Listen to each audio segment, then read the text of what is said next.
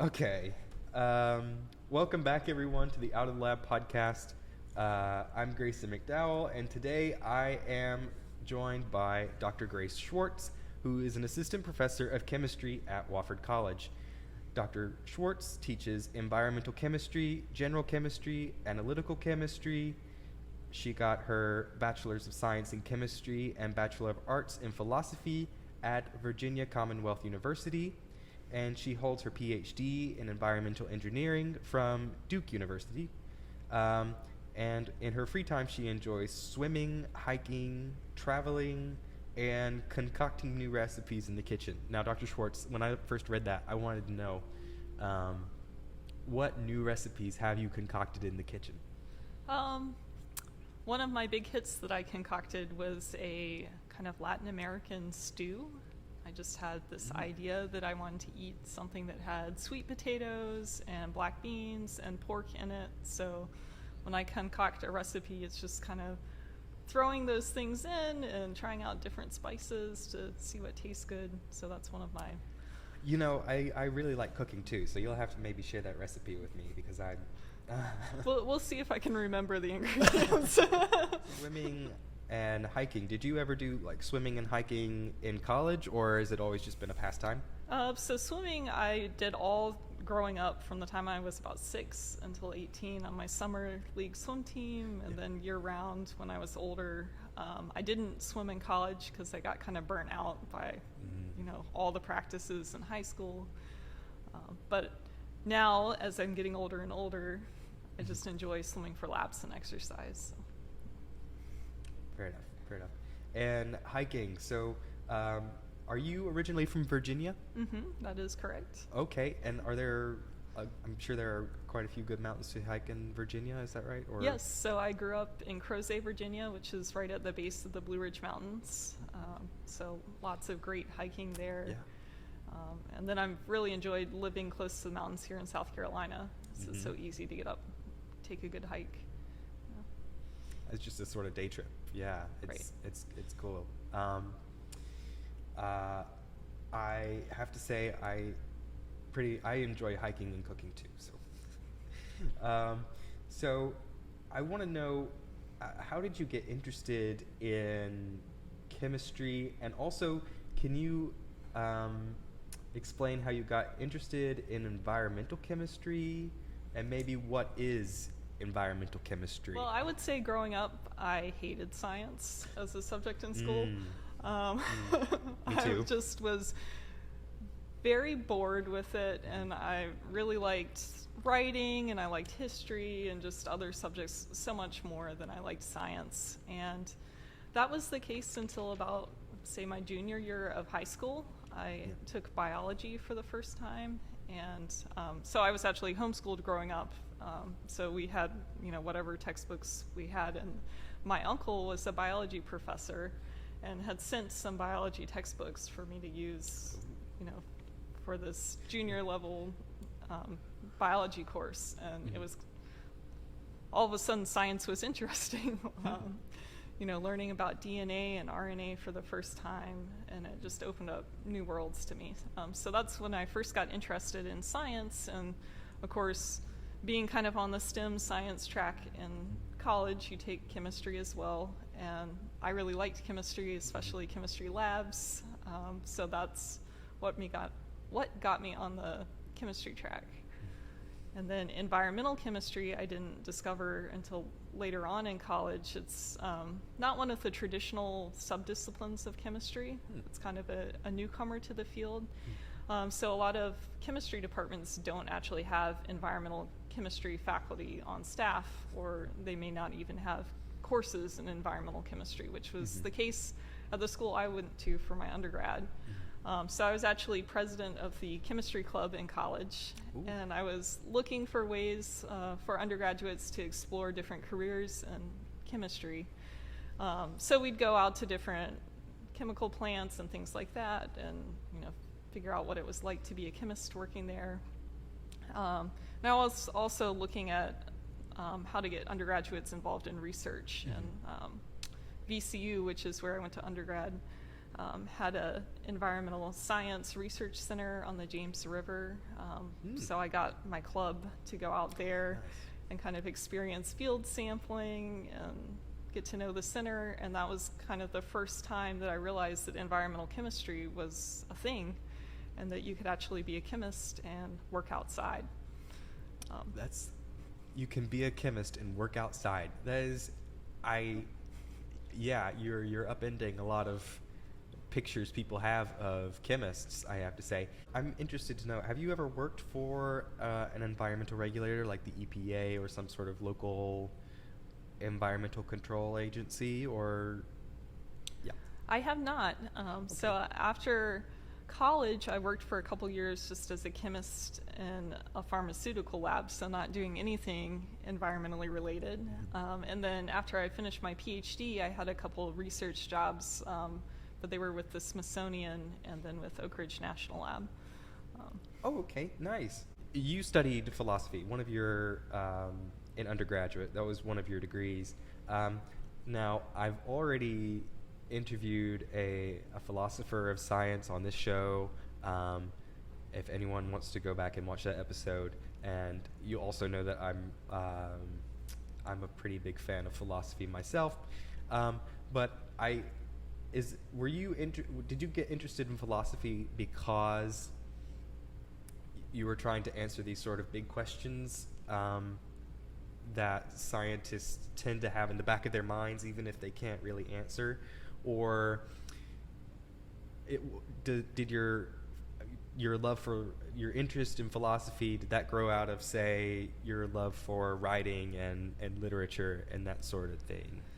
Probably more the latter than the big questions. At least Yeah. I didn't explicitly think, I'm trying to answer these big questions. I discovered philosophy in college. I was taking my gen ed requirements and I had to take a philosophy class, and I took it and I really liked it. And I think it was an ethics class and like a bioethics type class. And I just found that fascinating. So at VCU, there were a couple different tracks of philosophy that you could take. So you got a broad education on philosophy, but you could kind of specialize in the area that interests you. So I actually did the ethics and public policy track. So we took classes like philosophy of law and looked at Supreme Court cases and things like that. So that was the part that interested me, I guess, more than the intense, metaphysical type questions. Virginia Commonwealth University, it must have been, what was it? A liberal arts school? Would you consider it a liberal arts school or no? No, so Virginia Commonwealth University has 30,000 students. So it's a big state school. I did not know. Okay. And it's actually a really interesting place. So it serves a lot of commuter students. It's a very diverse place, just lots of non-traditional students. So it feels like a very young, exciting, big state university. So a very different place than Wofford College. Not to say Wofford is not exciting and wonderful, but it's just different. We love Wofford on this show. I think all the professors on the show have been from Wofford except for one guest. And I get exactly what you mean, though. Now I'm going to ask a slightly more technical question, and that is there a difference between environmental chemistry and organic chemistry? Yes. Okay. There is a difference, and they're also related. Okay. I guess environmental chemistry would be defined as the chemistry of the natural world. So all the reactions that just take place in nature are part of environmental chemistry. So that's one part of it. And then another big kind of sub-discipline of environmental chemistry is environmental pollutants and looking at how they move in the environment. And of course, a lot of environmental pollutants are organic chemicals. You are currently doing research right now, and it's environmental chemistry. What is your research currently on? Yes, so my research project this summer builds off of some research that was done at Wofford last summer, where Dr. Laura Barbas-Roden and Dr. Bradham did a project where they were looking at green spaces in Spartanburg City and County. And they mapped out all these green spaces and took a lot of data on them, just looking at park access and quality and things like that. And the end product of their research showed that although we have many, I think it was 76 different green spaces in the city and county, there are certain areas or census tracts and zip codes where there are park deserts. And they also saw some inequities in the quality of parks that seem to correlate with different demographics like income level and race. So my project this summer is a follow-up on that, where we're taking soil samples from city parks and we're measuring the lead concentration. Lead is a very common urban pollutant, has multiple sources. Lead used to be used in leaded gasoline, so anywhere where you had lots of traffic, you could have legacy lead pollution from that. Lead was used in paint on houses, so old neighborhoods, you could have lead paint as a source for lead pollution. And then, of course, old industrial sites, which we know Spartanburg has a lot of that, can be another source of lead. So we're just doing a survey of parks with playgrounds in Spartanburg, sampling the soil, measuring the lead, and hopefully we won't find anything. But we'll be looking at lead concentrations, how they vary across the parks, and then whether we see any correlations jump out with, say, distance to an old industrial site, or income level of the neighborhood that the park's in, or race, or different things like that. Okay, this is certainly important research. Why is lead dangerous? Does it stick around for a long time? So lead is particularly dangerous for children. It affects their brain development. So if a child is exposed to too much lead, it can lower their IQ, it can cause problems like ADHD, just a lot of neural development it interferes with. And the government and scientists have found that there is no safe level of lead for children. We have certain limits that we look for, say, in a child's blood that is kind of an action level, but really there is no safe level to be exposed to.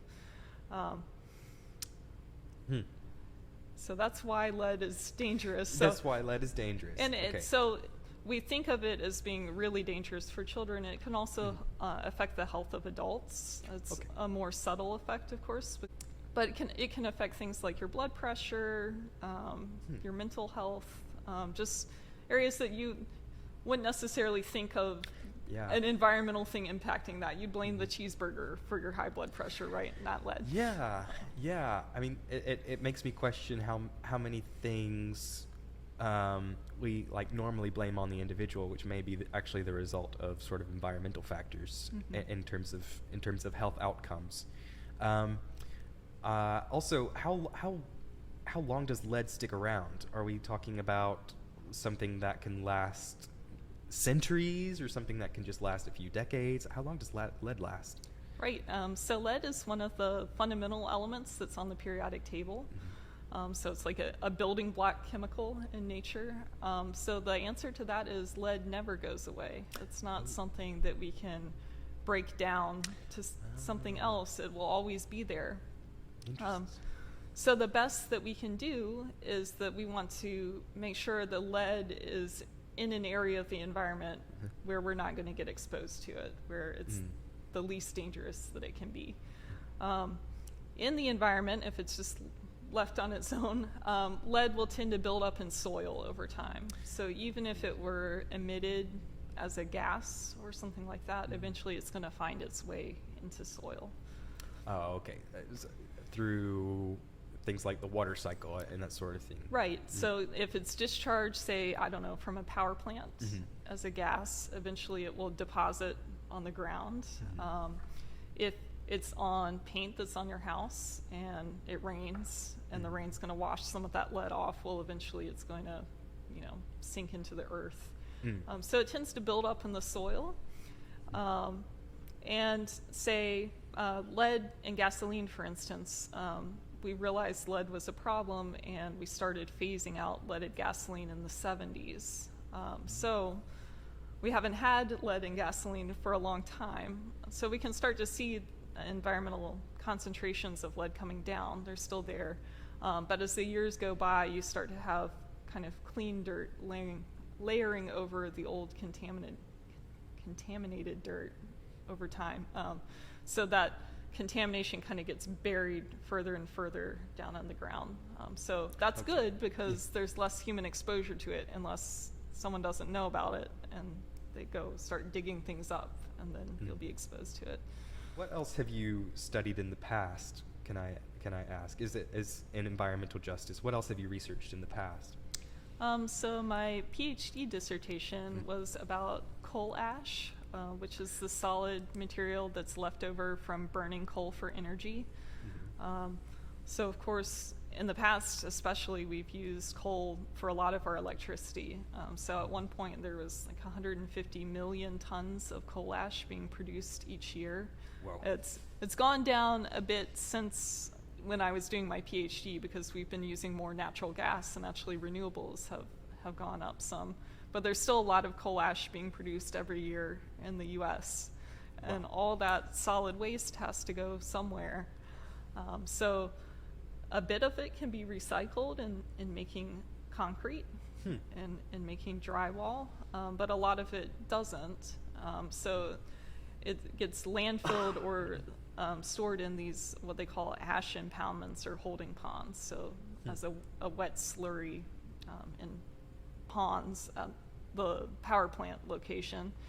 And coal ash, just because coal naturally is enriched in a lot of different elements that you could pick off the periodic table, the coal ash also is, and that can be a problem when it comes into contact with water, because some of those things can leach out, and just like lead is toxic, things like arsenic and selenium, mercury are also not good. Yeah. In your PhD thesis, you were looking specifically at the characteristics of coal ash, like what's contained in coal ash, or what specifically? Right. So my dissertation was looking at if you had an ash impoundment or a spill situation, what kind of natural parameters in the environment impact the leaching of arsenic and selenium and mercury out of that coal ash and into the environment.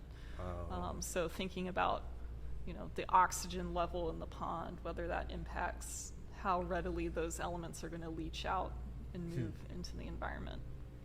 So so by leaching, you mean that the water and the soil are going to actually take some of these toxic metals or toxic elements, and that's what you mean by leaching, right? Right. So by leaching, I mean, if you can imagine a coal ash particle, just a little sphere of solid material.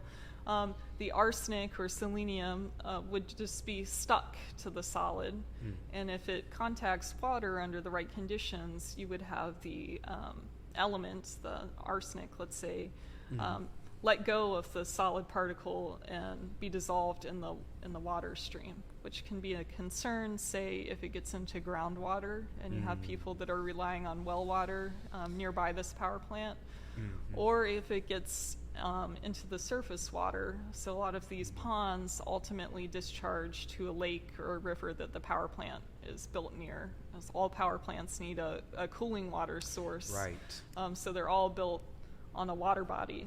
So these ash ponds eventually will discharge there. So of course there's a lot of dilution, but you'll see an elevation in some of these elements in some cases. Are you aware of some of the effects that have been caused by coal ash pollution? So there's been a good bit of research done on the ecological effects. So by that I mean looking at, say, water bodies that are built next to a power plant that have received some of this contaminated discharge, how that impacts fish and organisms like that. So for instance, there's a lake in North Carolina, Blues Lake. that had some severe selenium contamination problems in the 1980s that was tracked back to power plant discharges. So it can cause deformities in the fish, like skeletal deformities, things like cataracts over their eyes, and it's a reproductive toxin too, so it can cause extermination in some cases for some species of fish if the level is high enough. The human impacts of coal ash, there's not a whole lot known on that. So that's definitely something that needs more study. Wow. Tell me about your work on mercury, Dr. Schwartz. So as part of my PhD and also the 2 research positions that I mentioned, those were all about mercury pollution. And so mercury is a very interesting element. If you look at it on the periodic table, you just see Hg, which is the symbol for mercury. And pure mercury metal is Hg, and it's not good for us at all. Like if you're familiar with Alice in Wonderland and the Mad Hatter, the reason why the Mad Hatter was mad was because he had come in contact with mercury. He had mercury poisoning. Mercury used to be used in the production of hats. Wow. But really the most toxic form that we really worry about with mercury is an organic form of mercury called methyl mercury. So it's mercury with a carbon group and 3 hydrogens stuck to it. And this is the type of mercury that is present in fish. So if you ever see advisories about not eating too much of a certain type of fish, especially for pregnant women, it's because of the methyl mercury that's in that fish, which can cause birth defects. It's a neurological toxin, so really harmful for developing brains. So unfortunately, mercury is very common in fish. So mercury is what we call a global pollutant. So it travels really easily in the air. And going back to power plants, coal combustion has been a major source of mercury to the environment. So it can be emitted into the air from a power plant and just travel very long distances. And eventually it gets deposited on the ground, and then it can be transformed into methyl mercury under certain conditions. So lots of fish have mercury. It bioaccumulates up the food chain, so the bigger fish you're encountering, the more likely it is to have a bigger body burden of methyl mercury. So the highest concentrations tend to be in large ocean-going fish, just because they're way up on the food chain compared to a smaller fish. Whales and sharks, for example, eat the smaller fish, and it's the smaller fish who are picking up the small bits of mercury, and then that mercury is accumulating inside the larger fish. Okay, so that's alarming. So it's always alarming, right?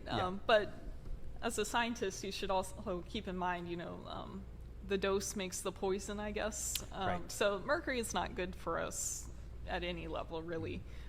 But fish are also a really good source of nutrition and good for us. So people will be alarmed by mercury and say, I'm not ever eating fish again. And I don't think that's the right approach to take. So just keep an eye on your consumption. You don't want to eat it every day. And you don't always want to be eating a giant tuna or something like that. It seems like you're dealing with some nasty substances. So I'm interested in asking you what I've asked other guests on the show. What drives you to study these sorts of nasty substances? I think it's a love for the environment, but also a drive, going back to the environmental justice aspects of my work, that there are communities that are impacted by these pollutants. So anything that we can gain knowledge-wise as far as how they move in the environment can be really helpful for protecting people and hopefully cleaning up some of these pollutants. So that's what drives me, is kind of protecting communities for these things. I guess we can come back to this idea of environmental justice, which we've we've can you speak a little bit about this idea of environmental justice, because to most people this is sort of a new concept entirely? It kind of goes back to zoning laws a lot of times, and companies wanting to build industry right in areas, and they I think even if we don't know a lot about chemistry or environmental chemistry as an average person, you probably don't want a big chemical plant built in your backyard, right? There's something about that just doesn't sit well with the average person. You kind of instinctively know that might not be great for me. So, industry will, they're looking to produce their product and everything. They need to build their plant somewhere. So often those plants do get built in, like you said, lower income areas, minority areas, just because those groups don't have as much political power to push back against where these industries get located.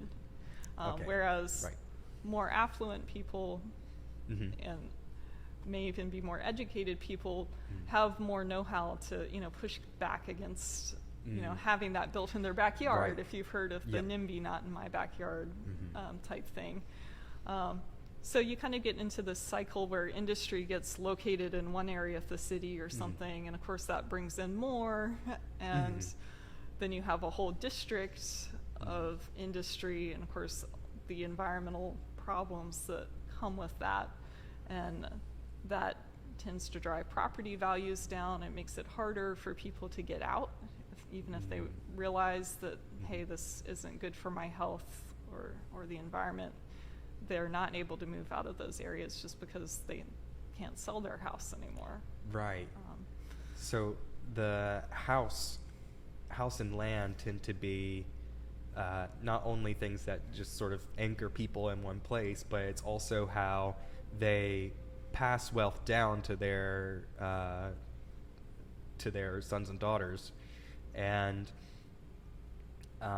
if the property values have been driven down low, then there's not much wealth that they can transfer to the next generation, and so the next generation just sort of has to stay in this sort of cyclical bad neighborhood, basically. Yeah, and it can be really complicated too, because often these industries are a major source of jobs in the area, and maybe one of the only sources of jobs in the area.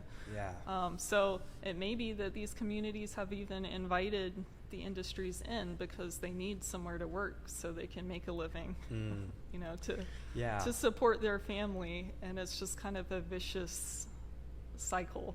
And this also has to do with just the existence of green spaces too, in general, not just the quality of the soil and the quality of the water, but also just like how many trees you see outside your window.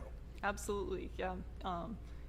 I think there are some programs, I'm trying to remember if it was NOAA has a heat mapping program where they send people to drive around cities and just take temperatures to see, what the summertime temperature is, and they can correlate that with green spaces and trees, and, see the same kind of environmental justice concerns where there's certain areas that have less trees, and that usually correlates with demographics, like income level and race. Right. We've talked about how our current ways of getting energy, mostly fossil fuels, are pretty unsustainable, and also are causing, coal ash pollution and mercury pollution. So I'm wondering, what do you see as the way forward here? Do you think much about this, or is much of your research dedicated to this question? I wouldn't say that my research is dedicated to it, but I do talk about different forms of energy in my environmental chemistry class. So actually that makes it really interesting, because every year I get to revisit kind of the energy sector and how it's changing over time. So in 2020, that was the year that I started at Wofford, and I actually hadn't taught this topic since 2013, so I'd had a large break from it. And then preparing for my class in 2020, I was actually really surprised and pleased at how much the renewable energy sector had grown over those 7 years. It had really come a long way in just a relatively short amount of time. So I think, of course, things like wind and solar power are always going to be cleaner sources of energy than coal or natural gas. Nuclear power is very interesting because it creates an enormous amount of power and it's relatively clean compared to coal and natural gas. The challenge there, of course, is the nuclear waste that's created that we still haven't figured out what to do with that.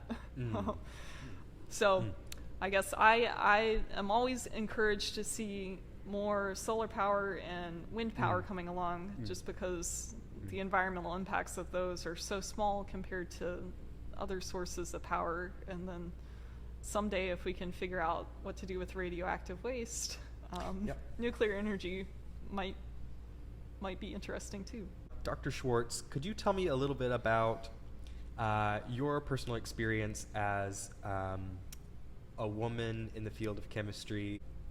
I guess for the most part, I would say that I feel extremely lucky in my path in science, as even as a woman in a male-dominated field, I haven't felt extraordinary, pushback for being a woman in science. I would certainly say that in my upper-level chemistry classes, there were less women than men in them. But it wasn't like I was the only one, and I did have many women professors to look up to. And then in graduate school, I had a wonderful female advisor who's a role model to this day of showing how a woman can get everything done. As a PhD in environmental engineering, and she also has a family and does it all. Yeah, I know. I would say that the things that I have encountered as far as barriers or obstacles are just subtle things, like feeling like you don't get as much respect being a younger female, little things like all the guys being called doctor and you, the woman, not being called doctor, things like that. So small things in the grand scheme of things, but things you still notice. To me, it's almost been described like little pinpricks, I guess. Yeah. Right. At Wofford, we have this thing called Interim, where during January, usually in January, professors get to design their own class in collaboration with another professor, usually, and it's usually some sort of elective style class that introduces people to either a new subject, which is very specific, or it's just it's supposed to be kind of fun and experiential. So I'm interested to know what interim classes have you taught in the past, Dr. Schwartz? Well, that's easy because so far I've only taught one. So I've been at Wofford for 2 years, and your first year you have off from interim. Last year I taught kitchen chemistry with Dr. Davis. So we looked at carbohydrates and fats and proteins and kind of the chemistry of each one of those types of food molecules, and then how that influences cooking. And we did a lot of cooking projects and also some lab projects, so it was a lot of fun. We made soap, we made pretzels. I'm interested to know, so at Wofford, the different departments tend to have a very different kind of culture. So I went to the philosophy picnic, and I spend quite a bit of time with like the physics department and also the math department, and they each have their own they each have their own sort of flavor. What is the chemistry department like? Yeah, on the inside.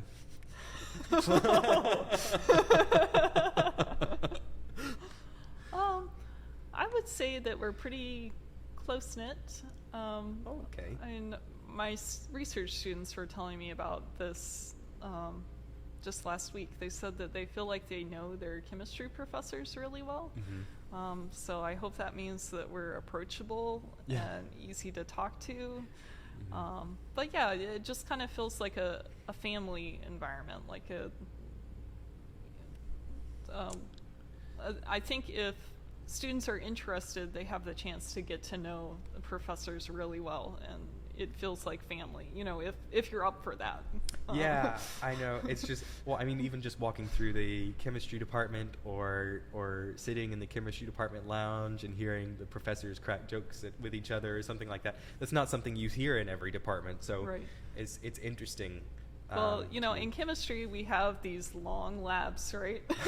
3-hour labs once a week. And as you get into the upper level chemistry classes, the class size gets smaller, and sometimes the labs go longer than 3 hours. So you really have a chance to bond with your classmates, with your professor.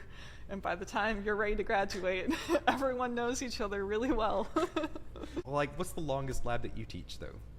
So Dr. Schwartz likes to keep her labs 3 hours or less. Nice and short. Yeah, I understand that. And because I'm teaching intro chemistry, that's a lot easier to do. And then, of course, environmental chemistry is my baby, but that's my preference. I know that everyone's taking classes beyond mine and have other commitments, so I try to respect that time period. But there's certainly, chemistry doesn't fit easily into a 3-hour period. So if you're trying to do more research type labs or more complicated things, it's really hard to fit it into 3 hours. So I can understand how things stretch beyond. So what would you recommend to people who, young people who maybe in late high school who are interested maybe in chemistry, or maybe even environmental science or biology? Yeah, I think for someone in high school that's interested in chemistry, just taking, chemistry in high school, trying out the different sciences. It's really worth it to explore and, find your home, I guess, in science. And you might end up like me. As an environmental chemist, I'm kind of at the intersection of a lot of different fields. So, of course, I teach chemistry, and that's kind of my background.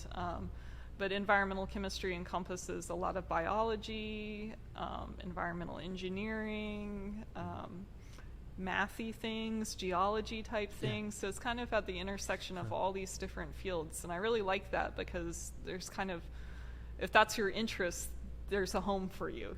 We need all different types of people to fix these environmental problems. So if you like physics, there's a place for you.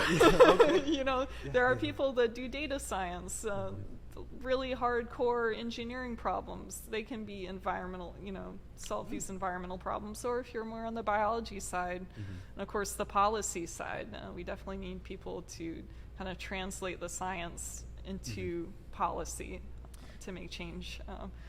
So I would say just, don't feel like you need to box yourself into a particular field. Just kind of keep in mind, the end goal of, hey, I like to solve these types of problems, and, talk to your professors or your teachers about what would be good background for that. Yeah, it's so fascinating to think about how almost all the fields of science that you just mentioned can come together and solve the pollution and the global climate change problems. I mean, I was surprised to learn that this was something that you could do with physics. I didn't know this before I came to college. And so keep an open mind too, because for instance, I got my PhD in environmental engineering, and I never dreamed that I would be an engineer because I don't like math that much. And I also, I'm probably an average person at solving math problems and everything. But, you think of someone that has a PhD in a hard, engineering field, that they must be a genius at math. And that is definitely not me. That's something that I had to work really hard at and practice a lot and just kind of persevere. Thank you so much for coming on the show, Dr. Schwartz. It was a pleasure having you. It was a really good conversation. Yeah. Yeah, thank you for having me.